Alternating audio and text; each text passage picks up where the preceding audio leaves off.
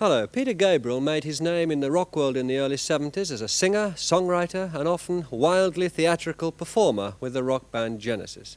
He left them in 1975, and since then he's built a new reputation as a thoughtful solo artist who takes immense care in writing and producing his own material. He's had big popular hit songs with Salisbury Hill and Games Without Frontiers, but he's never turned his successes into formulas.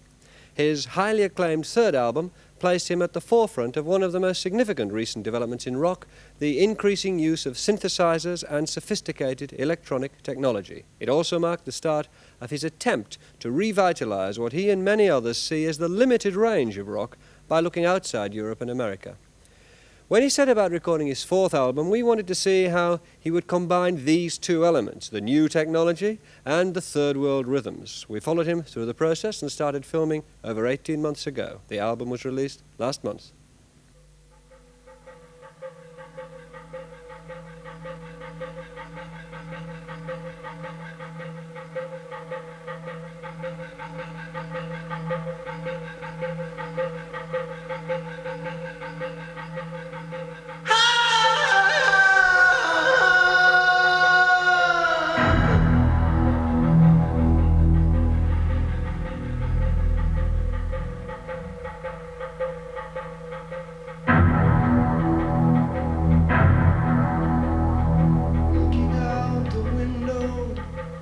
I see the red dust clear. High up on the red rock stands the shadow with the spear.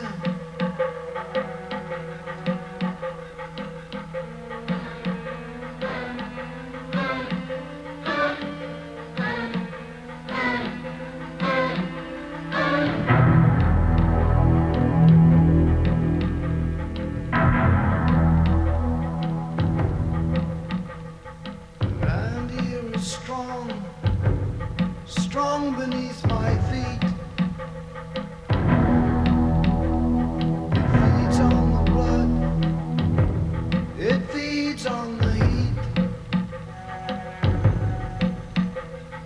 Rhythm is below me, the rhythm of the heat. Rhythm is around me, the rhythm has control. The rhythm is inside me. The rhythm has my soul.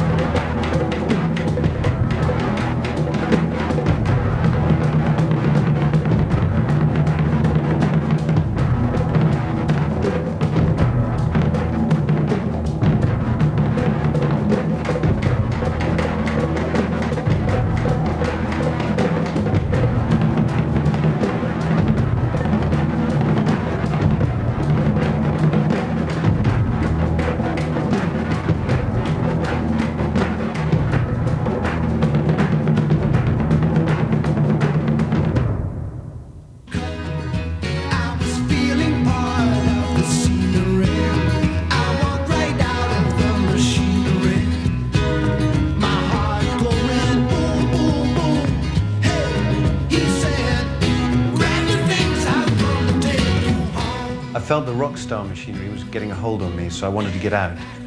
And the difficult birth of my first kid, Anna, put the whole thing into perspective.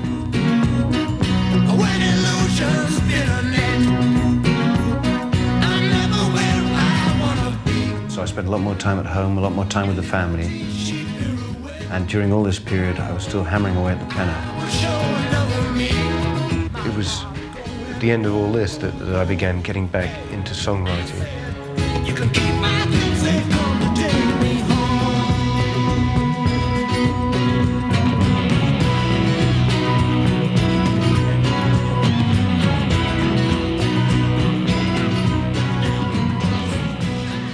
One song on Gabriel's third album was Biko, about Steve Biko, the black leader who died in a South African prison in 1977. It began with a chant sung at Biko's funeral.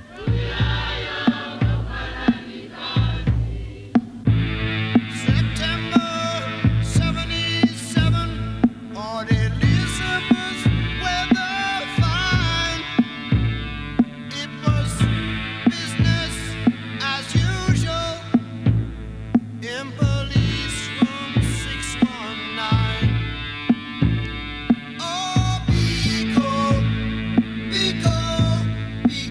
the song's emphasis on rhythm marked a significant development in Gabriel's music. I began to think that the traditional rock rhythms were very limiting. But in the Biko song, I took a slow rhythm, which was a hypnotic pattern for me. It went dum dum dum da, dum dum dum da. And this was very good to work around, and I could set other rhythms against it. It provided a solid structure for me, and I think the rhythm is like the spine of a piece. If you change that, then the body that forms around it is changed as well. So the style of writing, which I was then attracted to put with it, was very different from what I would have done with a normal rock rhythm if that had come from a regular rock pattern on a rhythm box or rock drummer. I think a lot of rock rhythms are built up around 4 and a bar, and a lot of non-European work more on a pulse basis, and they perhaps have different instruments which are like pieces of a jigsaw which form a pattern, a whole, which an individual part cannot provide you with. So, and I think that the variation in the range is much more stimulating. In a lot of rock and disco, there's this very heavy, tight bass drum and backbeat from a snare, and this is the foundation for most of the music that you'd hear in a disco, for instance. And yet there are rhythms which are just as exciting to the body, but are just that create the same sort of responses, but are much more imaginative and open. Gabriel's work on his new album began with a search for interesting rhythms. When we first visited him at his studio near Bath, he'd already spent many months seeking out and listening to music from all over the world. This included Aborigine, Caribbean and Latin American music, as well as African drumming.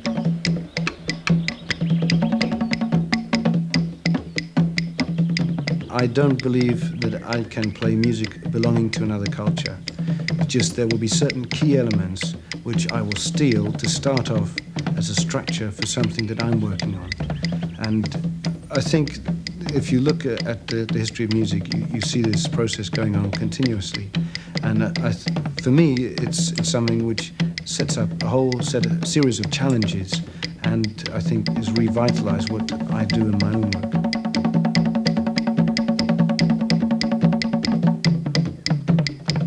And I have this case here, which has got the entire assembly of various cassettes. And so some will have been from bits heard on the radio, some will have been from bits on records that friends have given me or that I've come across in shops. There was a couple of things which I got my little handheld cassette machine and stuck to the telly. I think there were a couple of World About Us programs, and they had something on Swaziland and Bali, and but I think this was some Ghanaian thing which I stole a rhythm from.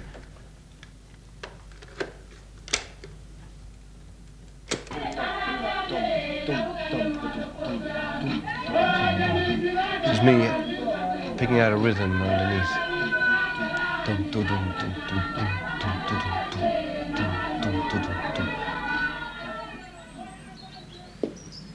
At this point, in the spring of 1981, Gabriel was expecting to have his new record ready for release that autumn.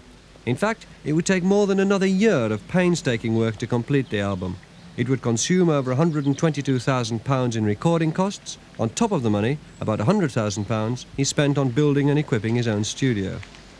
We followed Gabriel throughout the recording process. The first step was to see how he brought the sophisticated technology of the studio to bear on his suitcase full of rhythms.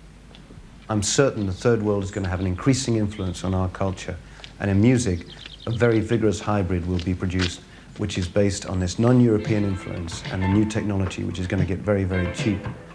And this facility will open up a new age of electronic skiffle.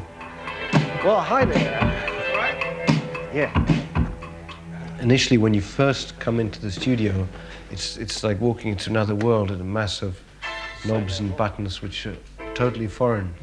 And then as you spend more and more time in the studio, you learn what they all do and how to manipulate them to come up with things which are very different from the noises that first went in there.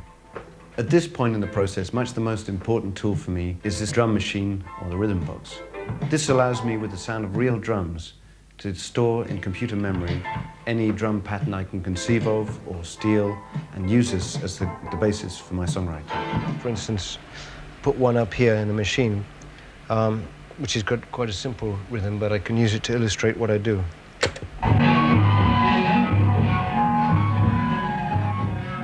boom, boom, boom, boom, boom, bum, bum, boom, boom. Now I've got this rhythm set up, I can start, say, adding claps in there.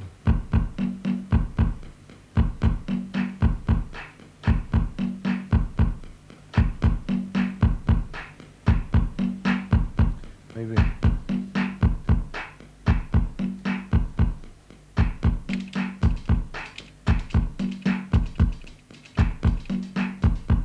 That's a bit of a hi-hat. When I've got my rhythms locked into the drum machine, I begin improvising normally, and often the rhythm will suggest the type of sound that I should use on synth or whatever, and then these ideas will be formed around the rhythm. And the process then is to start developing these ideas and rhythms, which, I mean, there's probably over 100 starting points on this album, and a lot of these get knocked by the wayside, and then the best of these shall then begin developing. For instance, there's something I'm working on at the moment which is taken from Ethiopian folk music. And this I found very disturbing. I hope I got it.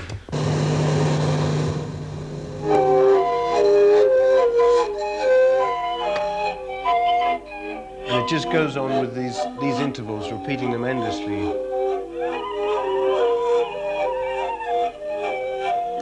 So I took those intervals and began writing some music around them. On pipes. And gradually this rhythm would emerge up underneath it. This is the second rhythm, which has been faded in after we get to the chord change at the end of the first.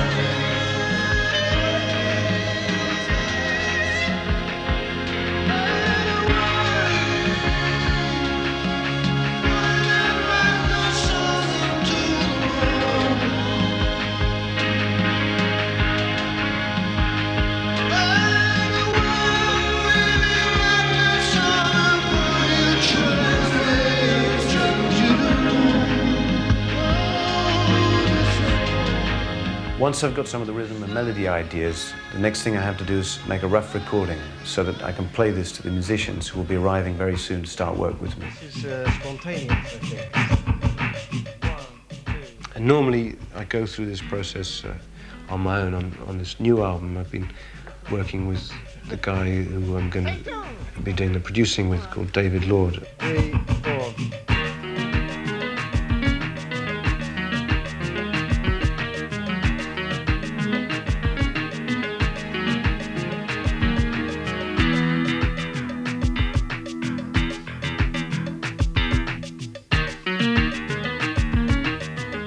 It's been very helpful, actually, having another person that I can bounce ideas off.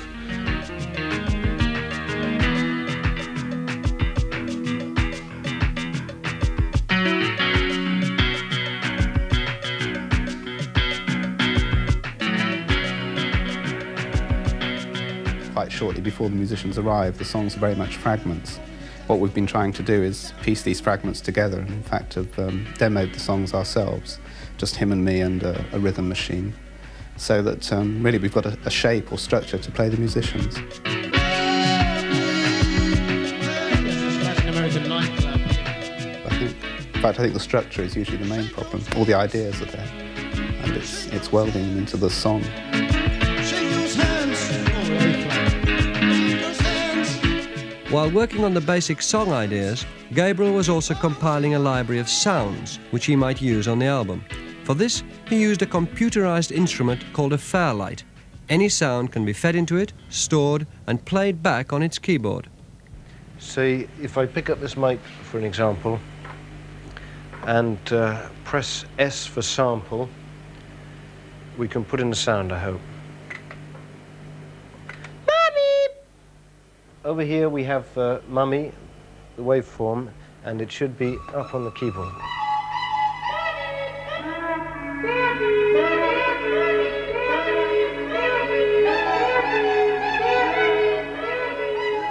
I hope to use the Fairlight to give me some of the unusual soundscapes with which I'm going to try and make this record different. On toe windscreen, take one. 1, 2, 3, 4. TV smash, take one. 1, 2, 3, 4. Great. Take two. Bit more force. 1, 2, 3, 4. Just the wind on the pipe is quite nice. You think? Yeah.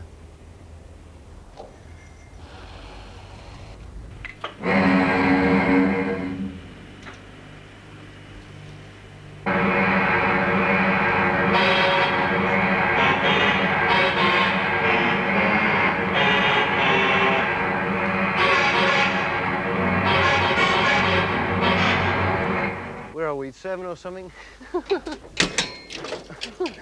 I get this bastard! 1, 2, 3, 4.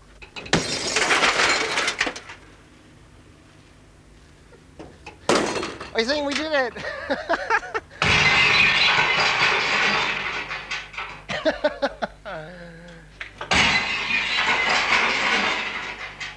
Oh, it looks good.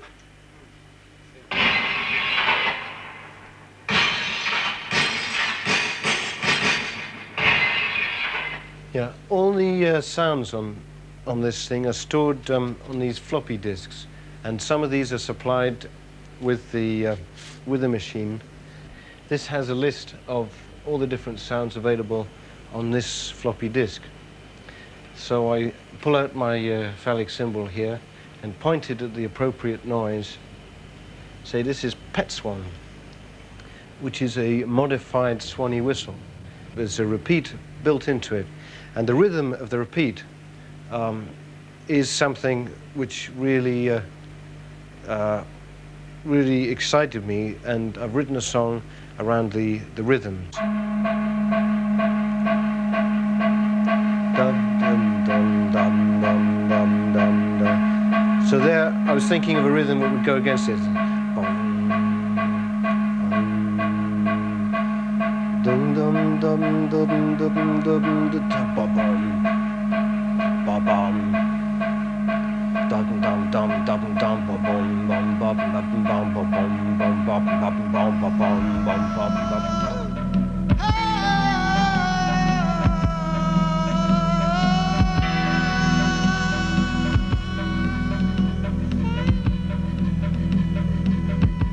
At this point, I've only got outline ideas for lyrics, so I use odd sounds and noises from the voice, which I call Gabrielese.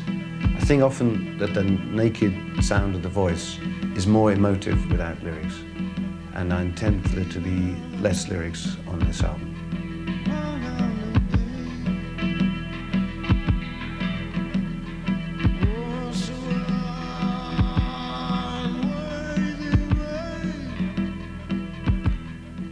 I'm trying to enlarge what I do with my voice, not through technique, but through just the sounds. I think we all make noises, and particularly when we get involved or emotional about something, the colors and the tones of those noises change. And say in black music, they're all represented, so you get these and guttural noises which are very much built into the rhythms and to the atmosphere of the whole and to the tension and excitement of it. Whereas, say, in opera, you have this very abstracted form of singing through a brilliant technique often, but for me as a listener, it doesn't have the emotional impact that I get when I listen to great soul or blues music. And I think in rock as a whole, there have been many great songs which have had really appalling lyrics, but there have been no great songs which have had appalling music. So I think there is, one, that priority at work, but if you're going to write lyrics, you might as well make them as potent as you can and try and communicate something. The first ideas for lyrics were jotted down in this book. Jung in Africa drew on the writings of the psychologist Carl Jung. A friend mentioned to me about Carl Jung's obsession with Africa, and again, there was another book I got hold of, but there is this one scene in which he joins a group of drummers and dancers, and for the first time really loses himself totally and is taken over by what is happening, and has this sort of primordial fear which overwhelms him, and he's so terrified by the thing that he stops the dance and orders the drummers away, and has to beg and pay for them to move apart, and that seemed a very powerful example of Jung obviously being a pivotal figure of the mind, actually confronting something in himself which he was afraid of.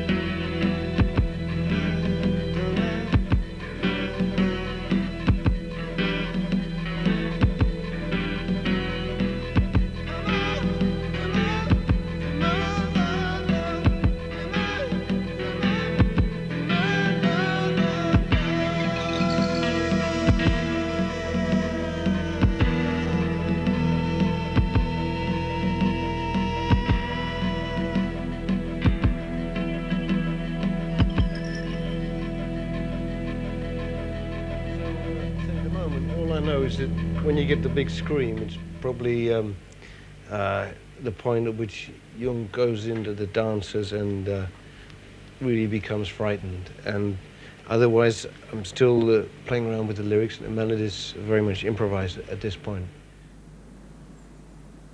After Gabriel and David Lloyd had recorded rough versions of about a dozen possible songs, the other musicians started to arrive, and the material was reworked as they added their parts.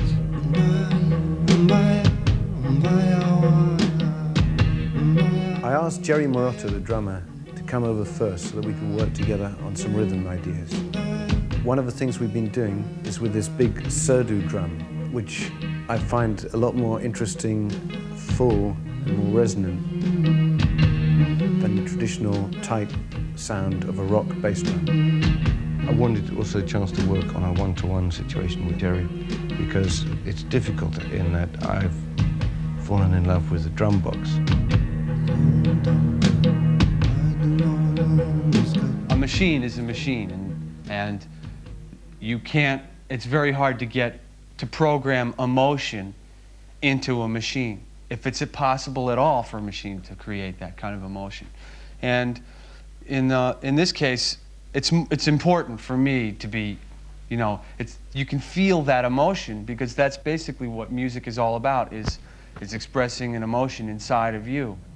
The machine and I split the work 50-50, We both work very hard.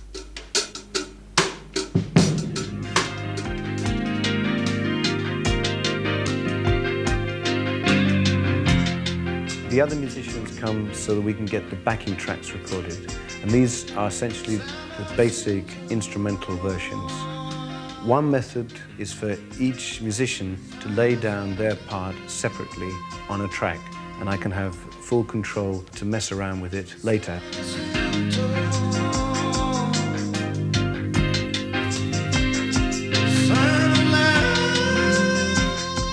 The next musician to arrive was bass guitarist Tony Levin. This is the stick. It's called the stick, and I play it as a bass because I'm the bass player in the band. But it's, you can see it's got a lot of strings. I don't even know how many, lots of strings. And it's different than a regular guitar or bass in that you can play it with just one hand. You just can thump on it. You don't need to pluck it. And I can play parts that I couldn't really play on a four-string instrument. This is...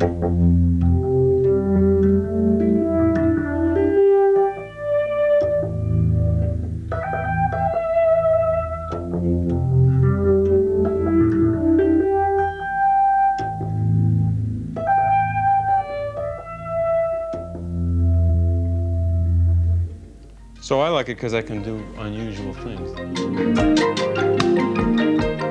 The process of adding an instrument to the tape is called overdubbing. And now I've got the bass and drum tracks in this song, San Jacinto. I'm going to use the Fairlight with the sound of the marimba, which I've already recorded inside it.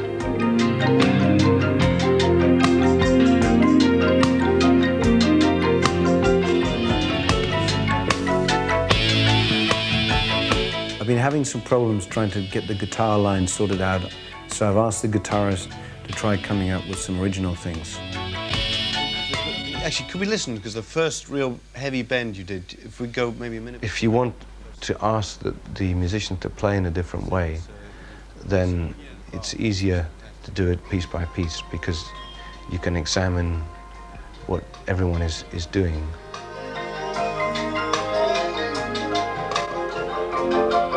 A starts here. Bum, bum, bum.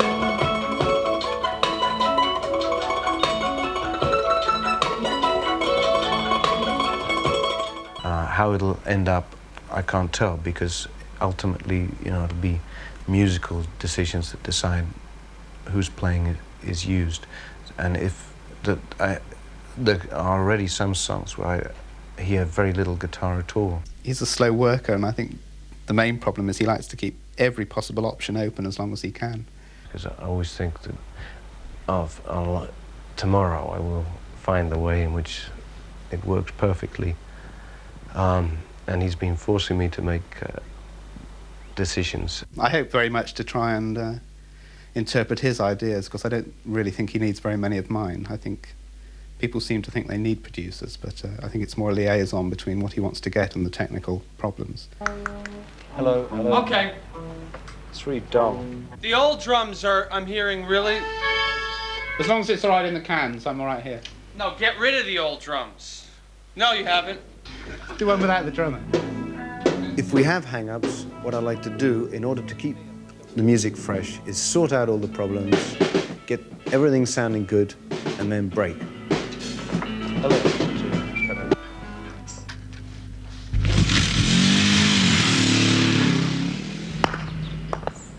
Yes. Peter sort of moves at his own speed. So I'm around to play croquet when he wants to play croquet. We should move to another shot. Okay, everybody back in there for another take. We take two. Everyone set? Yeah. Okay, we're rolling. This is take two.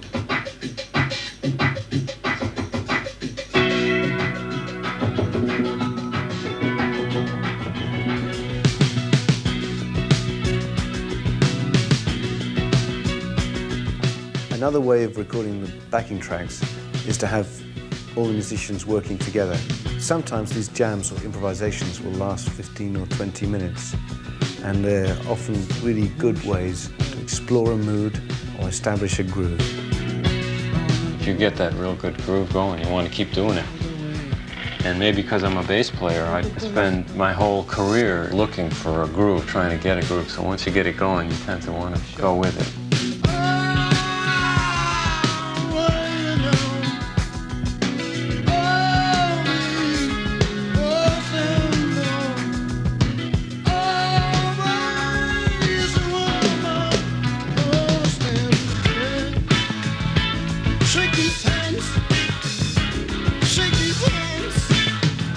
A flat. Vamping until the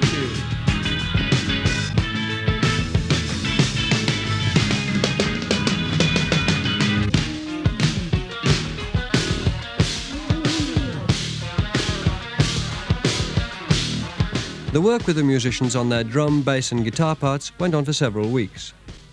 When this part of the process was over, Gabriel had amassed 27 16-minute tapes, over 7 hours of material. There were now different versions of 18 possible songs, several of which were running at over 10 minutes.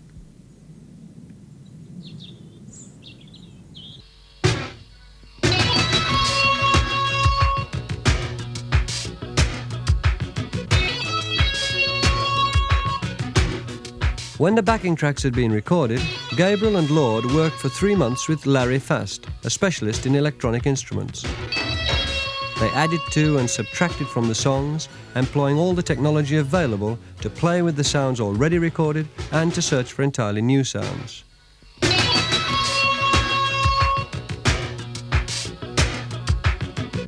Some of the records that I enjoy most have had their own oral world, their own particular sound to them, and I try to create that in what I do.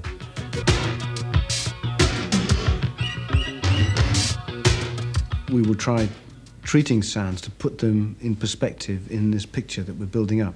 So, for instance, if you have, say, a fat keyboard sound that you think is occupying too much space and has too much weight and depth to it, I may stick it through something to make it thin and wavy, so that I think personality is the word I would use. Its personality changes. Electronic instruments, in the way that we've approached them on this album, become totally integrated into the recording process. The way the drums would be processed, or saxophone parts, anything else will at times go through the electronics and then be blended in with newer sonic textures, sound qualities, just expanses of sound.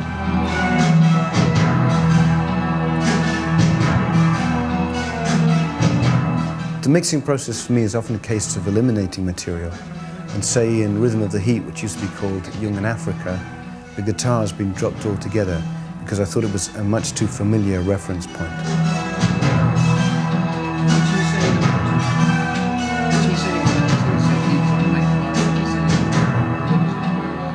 It worries me sometimes that I'm taking so long over these things, and then at the end I think it doesn't really matter a damn if the end product works. We've reels and reels, mountains of reels of tryouts and overdubs and different synth lines and different musicians coming in trying things. And actually when you get down to the final mix, very often very little of that is used. But that's a sort of compositional process, really. Some people would go through it before they go to the studio. Most of Peter's work in that direction happens in the studio.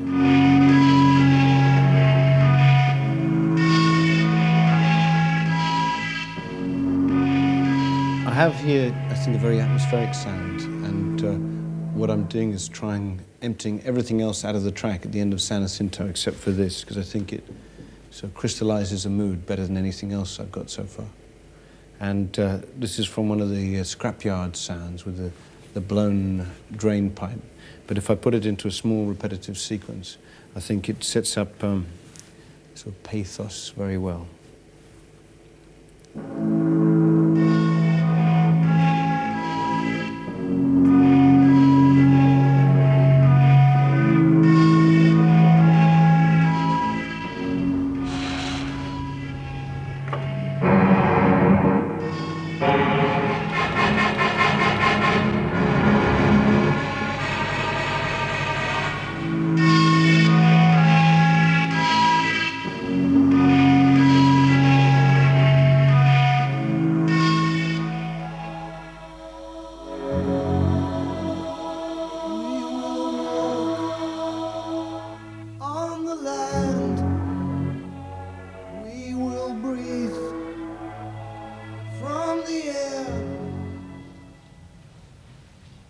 Gabriel and Lord continued refining the tracks for several months after Fast had left.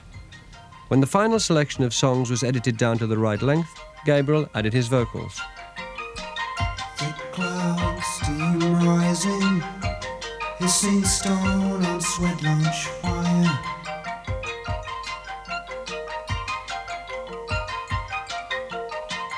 Around me, buffalo roll, sage and bundles rub on skin.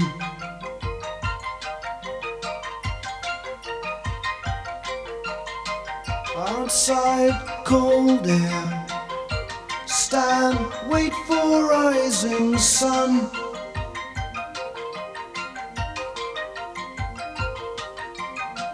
Red paint, eagle feathers, coyote calling, it has begun.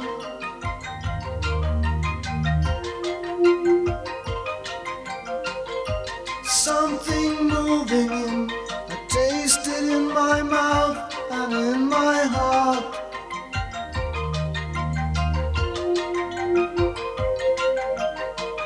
It feels like dying slow, letting go of life. The lyrics were rewritten and revised many times before they reached their final version.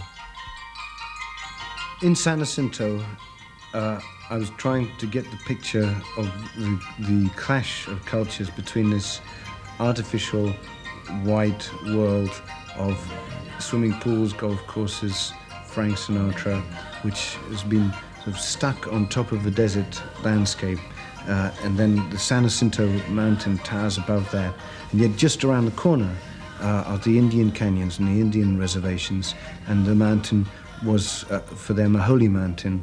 So there is there this sense of the American Indian and their relationship to the world in which they lived in, the natural elements. And so in San Jacinto there's the attempt for this one man to find this and to hold on to his line of instinct, and not be seduced into this world which increasingly is moving around him. I hold the line of strength that pulls me through the field.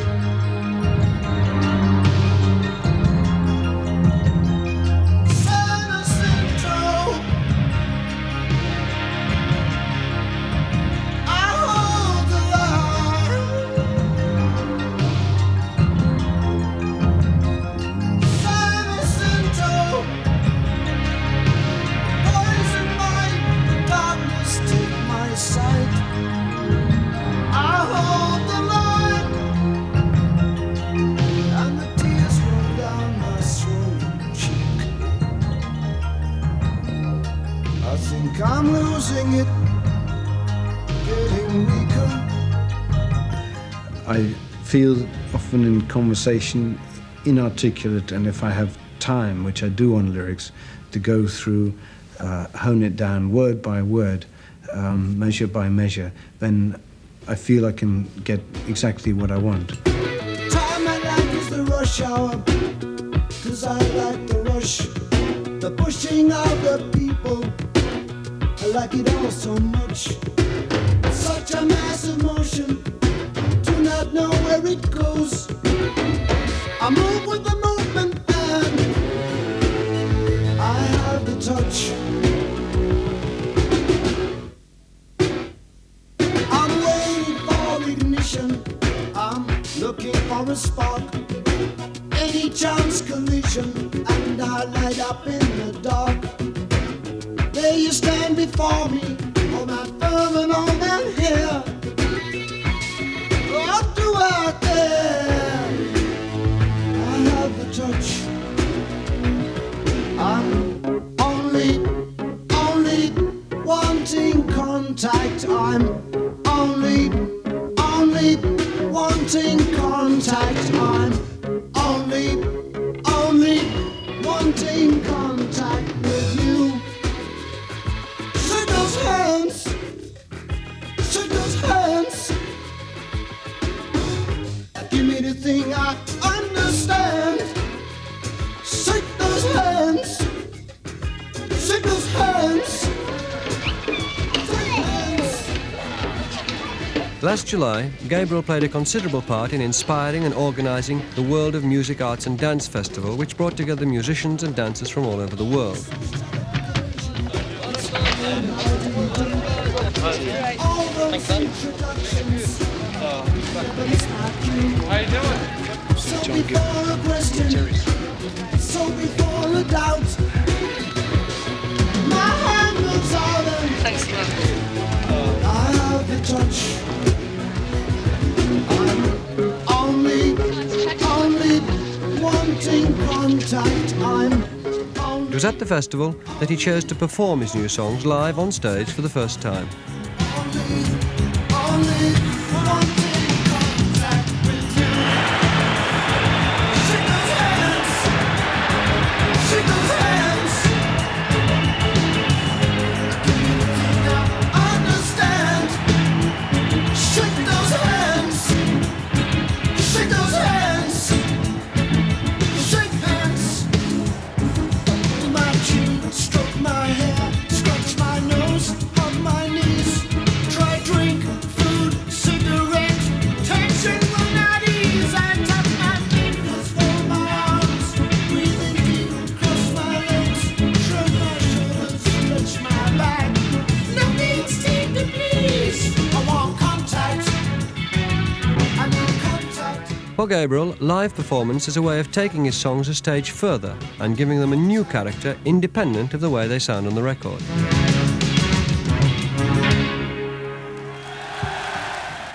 I think always in live performance you have the sense of a test because your work is being required to hold the attention of whoever is out there, and it's a very immediate and real judgment, and you learn also how to project it.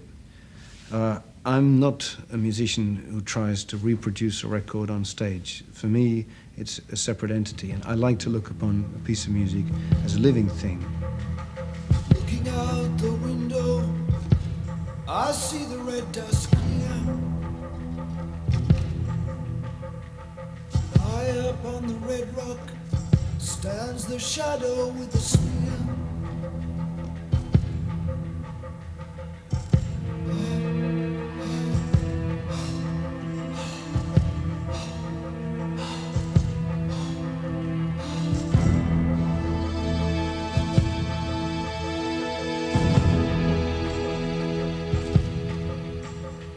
The land here is strong, strong beneath my feet. It feeds on the blood, it feeds on the heat. The rhythm is below me, the rhythm of the heat. The rhythm is around me, the rhythm has control. The rhythm is inside me. The rhythm has my soul.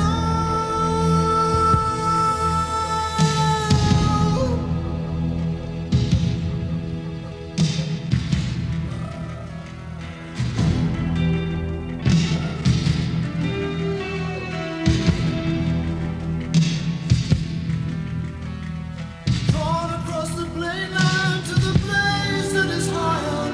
Drawn into the circle that dances round the fire. We spit into our hands and breathe across the ponds, raising them up high, held open to the sun.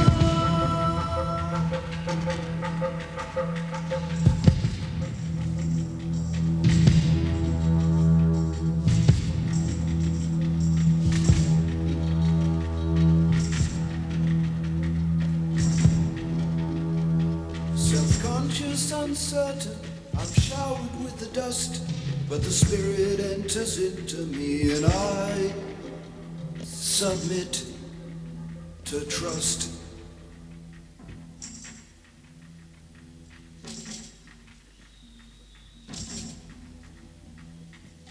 Smash the radio, no outside voices here. Smash the watch, cannot tell data strikes. Smash the camera, cannot steal away the spirits.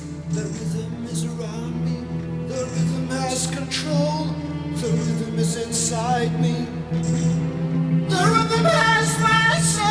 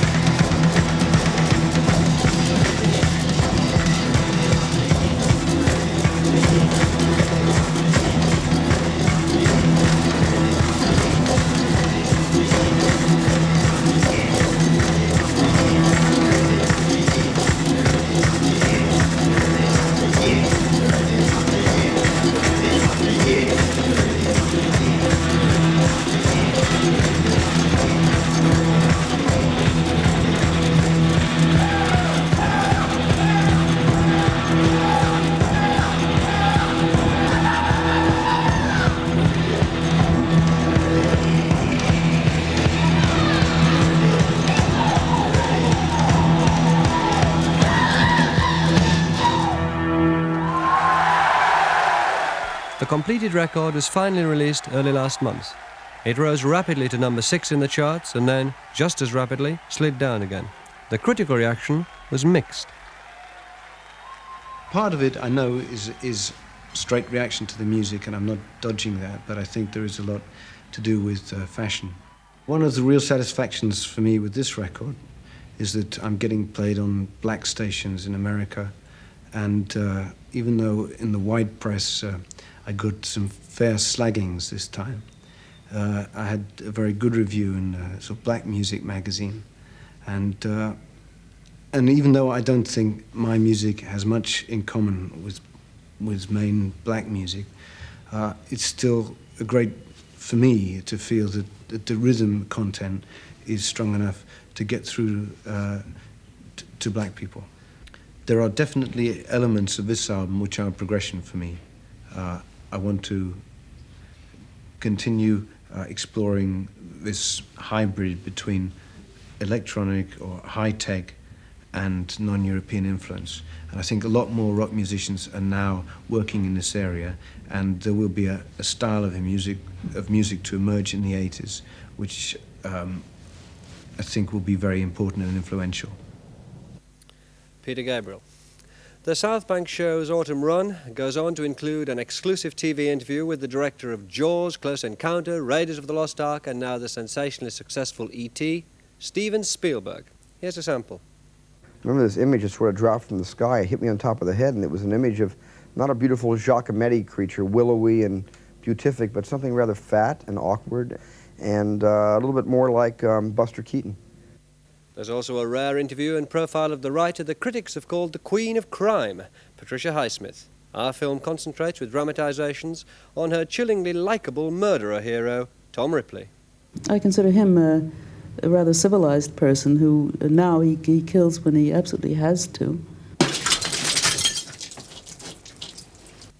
And a film about a new and much praised production of Greek tragedy, not done in the conventional way, but turned into a gospel service. The chorus becomes a choir, and the tragic hero Oedipus is turned into Ray Charles. No, no, no. Stop. Do not go on. This place is holy. Ooh. Well, we'll be back next week. Good night.